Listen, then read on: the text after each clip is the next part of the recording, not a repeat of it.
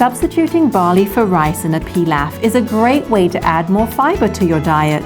And today, Claire Jones from Mushrooms Canada will be sharing her mushroom, walnut and barley pilaf recipe with us. There is nothing better than serving a home-cooked meal that is full of flavour and nutrition, and one that is fast and easy to cook. Join us in the kitchen as we get cooking. Hi, I'm Claire Jones from Mushrooms Canada. Today I'm going to be making a mushroom walnut barley pilaf. So the first step is to heat 2 tablespoons of olive oil in a pan and just get that hot. And to that I'm going to add 3/4 cup of chopped onion and just saute that until the onion softened, probably about 3 or 4 minutes. Now a pilaf is a dish made with a grain, so in this case the grain is barley, that's sauteed in oil and then cooked with a broth, and then meat or vegetables is added. So in this case we're going to be adding mushrooms as the vegetable to it. And this dish is full of fibre with the barley and the mushrooms.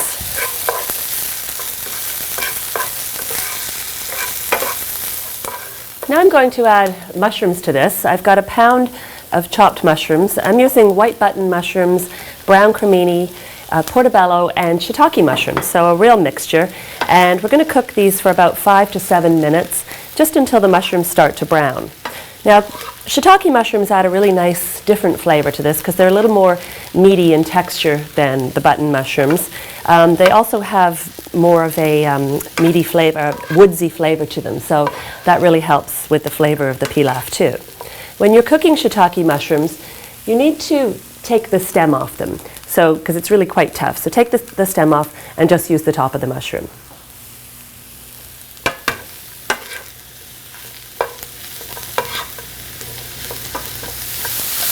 Now I'm going to add a tablespoon of fresh thyme, or you could use dried thyme. In that case you'd use a teaspoonful, 1/2 cup of pearl barley, and 2 tablespoons of chopped garlic.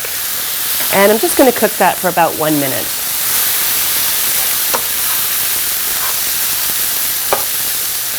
Now I'm going to add 2 cups of vegetable broth, or you could use chicken broth if you wanted to, and bring that to the boil.